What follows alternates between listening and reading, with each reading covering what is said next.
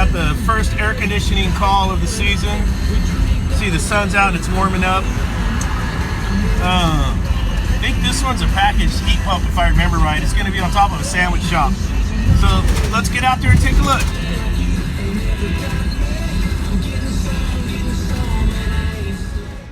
Okay.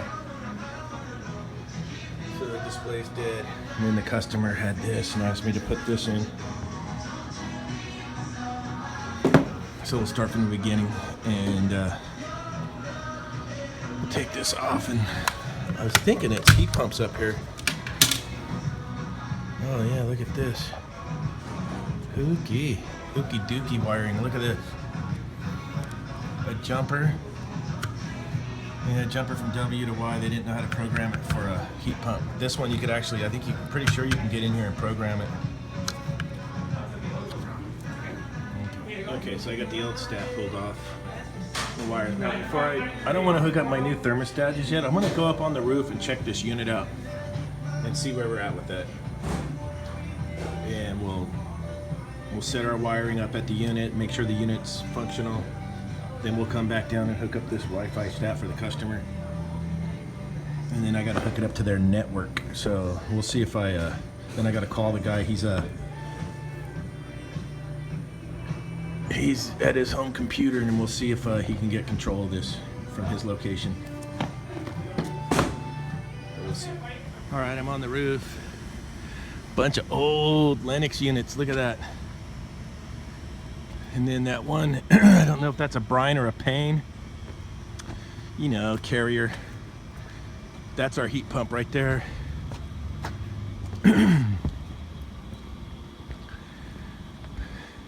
Look at that funky curb adapter it's on. Dude, I don't think Oscar would approve of that from the H.V.A.C guys. He'd be puking in his cereal bowl. Look at that. Wow. Look at that condensate drain. Okay. All right, here's the unit we're working on. 62BPX04800AC. There's your serial number, 2005. Okay, so this is my first time out on this one. So this is 3-phase 208 230. So let's just start with the basics, and we'll check our voltage here.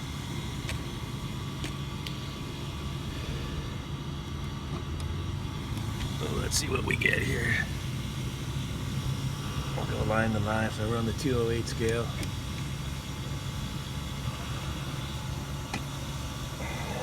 Right here. All right, so we got power to the unit. That's how I like to start. We got our 3-phase, and we're on the low end on the 208 side.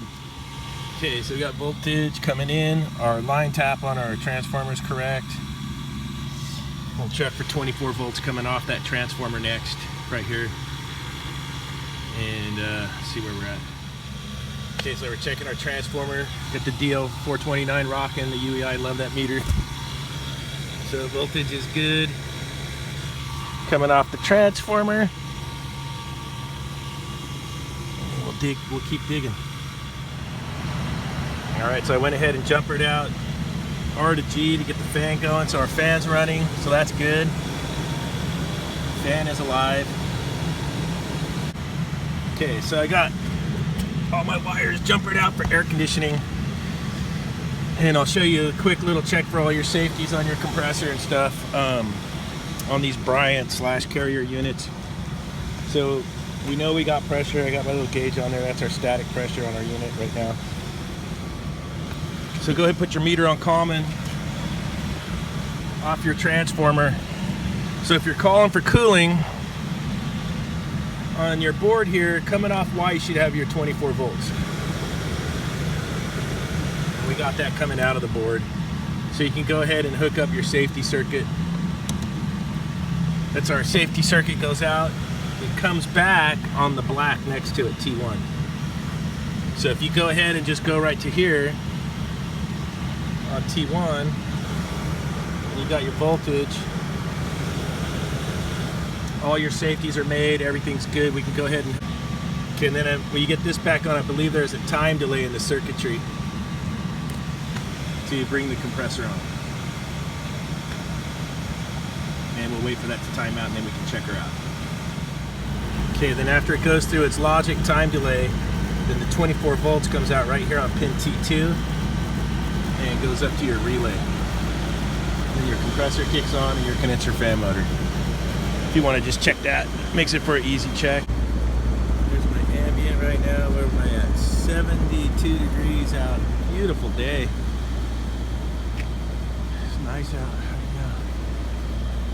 I'm going to take a look at that evaporator coil and see if how they're doing filtration on it and if it's dirty. Okay, so we know the unit runs, so that's fine. And then I came over and I got this panel off so we could check the evaporator coil. So there's someone doing filter maintenance on them because the filters weren't plugged. But look at the bottom of the evaporator here. And there's a couple parts on the top where the filters aren't running, and it's super duper pluggo, and that's going to cause some drain issues. We'll see if we can get that tidied up a little bit. Alright, I got the old shop back up here and scrubbed her out pretty good. Now I got the coil cleaner going. I'll get my pump sprayer up here. There's no hose bib on this roof, so I'll get the pump sprayer up here and do a big old rinse out. And then we'll get to working on that thermostat. Alright, got the big old rinso going. And she's cleaned up a lot better than she was. And she's draining now, so that's what the bottom ends up looking like. It's just roached.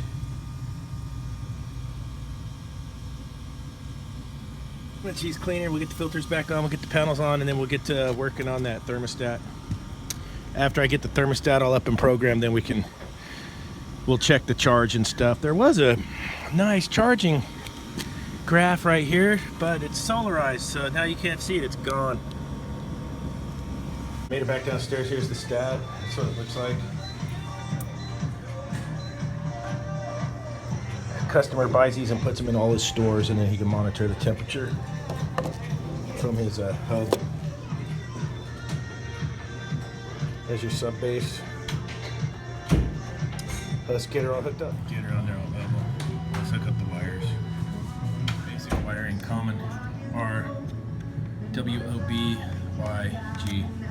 I had a white wire, but I don't have heat strips, so I'm not even going to hook it up for W2. So let's get the stat on and then we'll get to programming. If I powered up the unit, let's go down and get into that thermostat programming. We want to connect it to the Wi-Fi, and so the end user can get on his computer and program that thing. Look like powered up. Next. Thermostat's in a business. Next.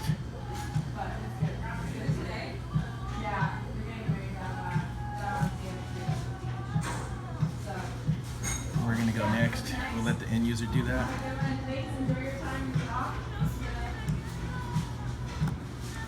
We are a heat pump.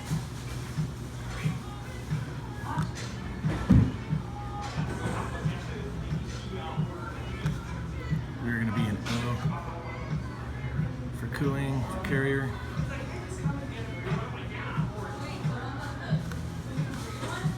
We're single stage.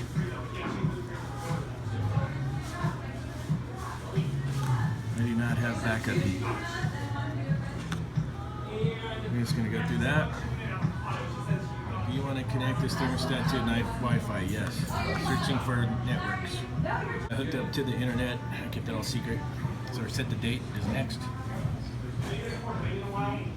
The time, yeah, let's see what time it is. It's 11:21.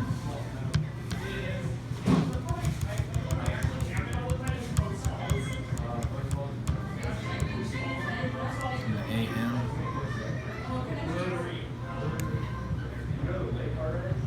That's where we're at right now. Oh, that's down. If you go down, then you're down to get 95 here. Oh, you won't kill it.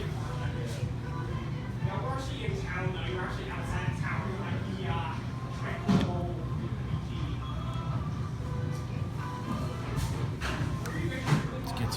going. I'm going to bury it right now so I can check the system. And that's how that one goes. So there it is.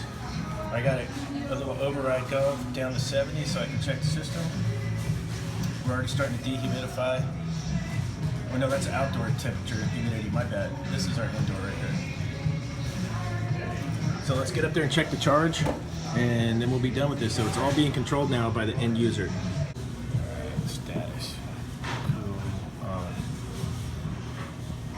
Let's go check this thing.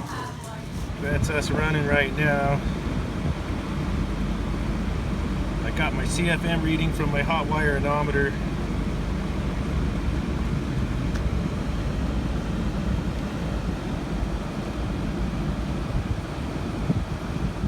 Alright, so I punched in my numbers to get my target superheat. I should be at the 19 superheat, and you'll see I'm at 40.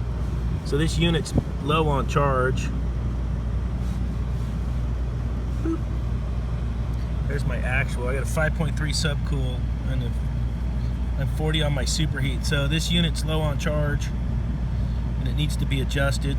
Just over to the 550s to get my charge in. You see my superheat's still at 40, so we'll adjust it a little bit and get some. I've already purged the lines. And we'll add a little bit of gas here and there to see if we can bring that superheat around. We're looking for 19 or 20 as our target. Let her come around and see what happens.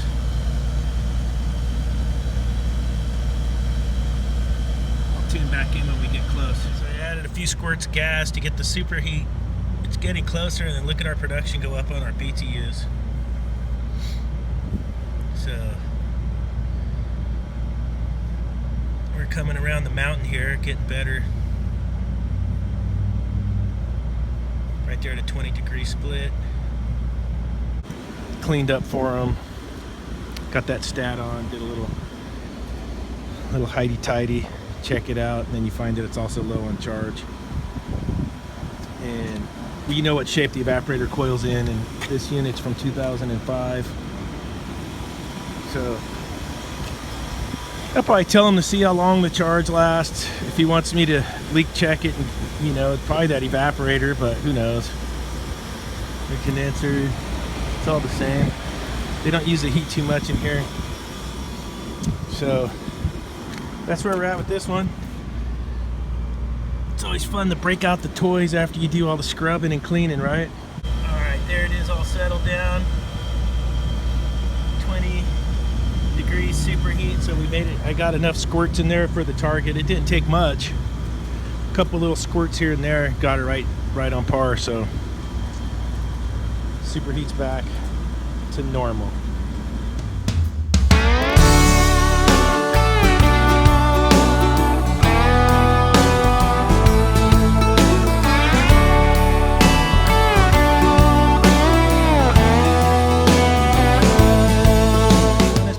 Of this model Bryant carrier units, or BDP, or day and nights, is the screw holes would always strip out. You guys know that.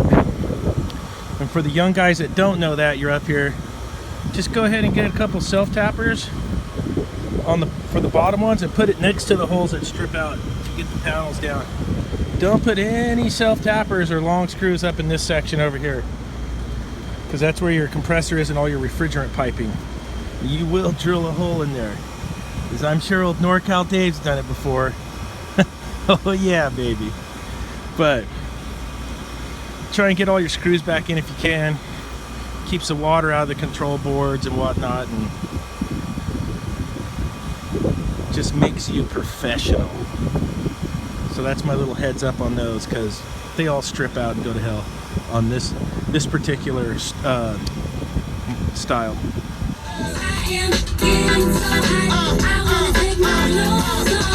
It's getting hot.